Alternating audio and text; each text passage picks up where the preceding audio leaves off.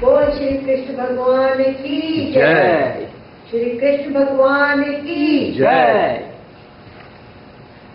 आप सबको happy Gita Jayanti. And again, we are blessed that for Geeta Jayanti occasion, we are all getting together here in such a place which has been very dear to God and all of us, that Freemont temple, this pure land temple, and God blessed us to come here and listen to Lord Krishna's message. Yesterday we started with what is Geeta and what is the subject for today, this Geeta Jayanti. And as you can see, Geeta, the title is Geeta and Daily Life. How can we make the practice of Geeta's teachings in our daily life to enhance the quality of our life? We listen to a lot of saints, read a lot of books, go to bhajan and kirtan, but when we come back home, we are still feel the same. Maybe for 1 hour, 2 hours, we feel very calm, we feel very comfortable, and we feel like we are transformed and we are in that love and peace and ananda. But it does not last very long. Because Geeta is not just a philosophy, it is a spiritual and practical guide for our daily life. And that's where the focus of this 3 days seminar has been. So yesterday we talked about what Bhagavad Gita is, and it just for your interest, since you missed it, I will just go and play a few slides here. As you can see, it is Gita has 700 verses, 18 chapters, and 3 yogas: Karam Yoga, Bhakti Yoga, and Jnana Yoga. Karam Yoga is for the people who are very active. Bhakti Yoga is for the people who are very emotional. And Jnana Yoga is for the people who can sit and meditate and contemplate on God. But all these 3 yogas must be practiced together, like driving a car.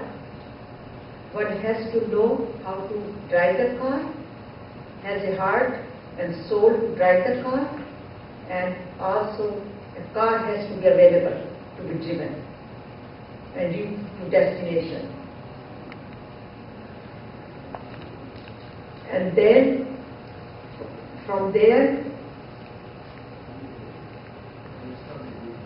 we went to what does Geeta do, and we took the theme in this one especially, that how it has transformed Arjuna from where he was very disheartened and he did not want to go through that trauma of fighting and losing the family members and also commit the sin.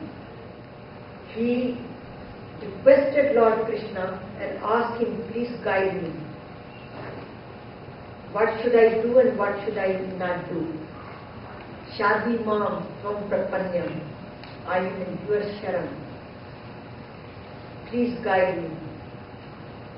Shishyaste Ham, Shadi Mam from Prapanyam, I am your disciple, please guide me.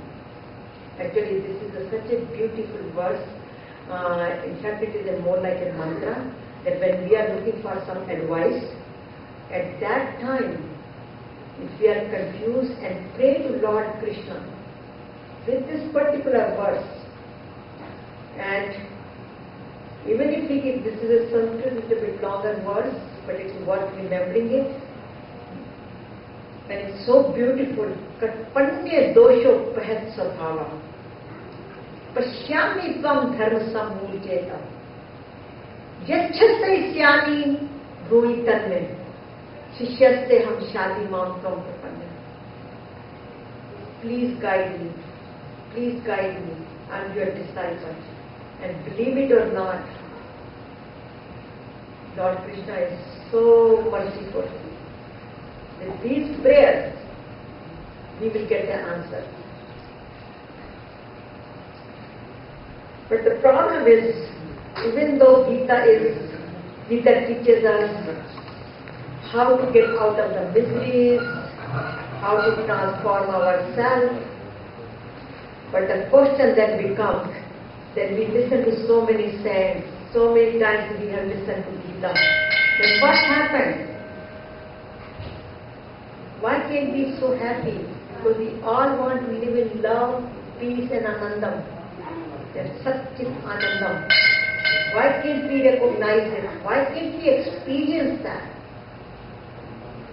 Because when we read Geeta, I can share my experience with you, I did not understand.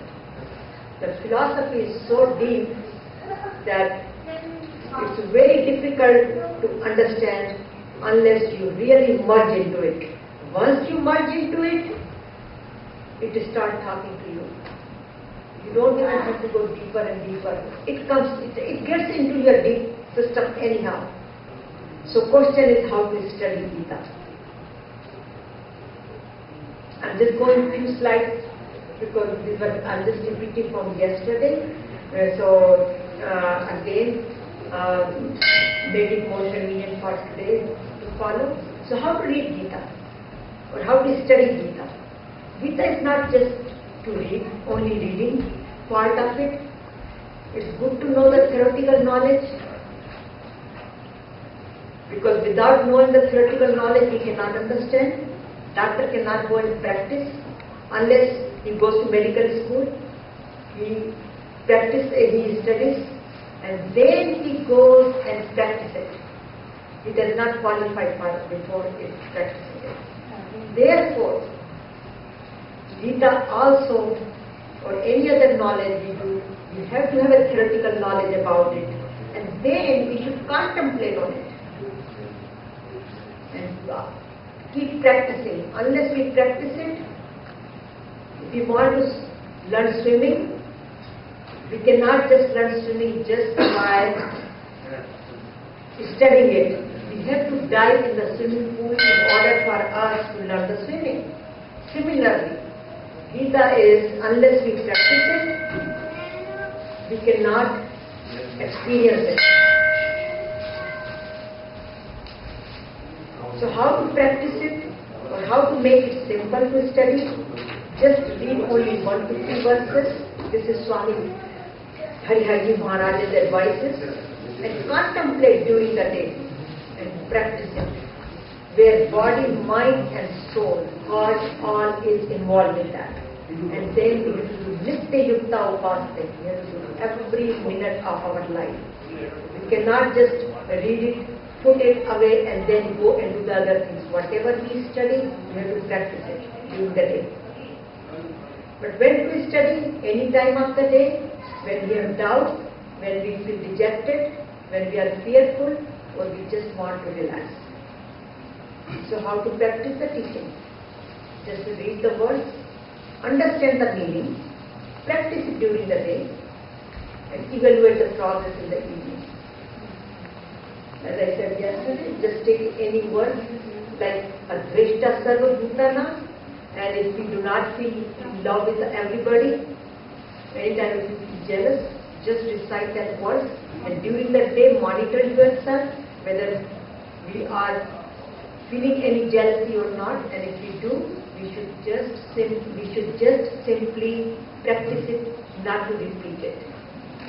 And practice it until we feel satisfied, and then take the next verse of it. And many people, they are little bit, for me it was difficult to practice them. So in order for me to understand, I had to put lot of flowcharts, lot of figures, and then I understood. So what does Geeta teach us? Gita teaches us how to remove our doubts and confusion, how to develop the discrimination and make the decision, and then perform our duty, and God's grace will help us to perform our duty as it did to Arjuna. He taught Gita to Arjuna, but then Arjuna is the one who realized that his duty as a Kshatriya is to establish the righteousness, and therefore at the end when Lord Krishna asked him, did you understand my teachings? And Lord Krishna says, Arjuna says, yes, nashto moha smriti labda, tat prasadan maya jayu, sthito asmin gat sandeha, karishe vachanam tab. I will do as you advise, because with your grace, I am more stable, my mind is stable, and my doubts are gone, my memory has come back, and my attachment is gone.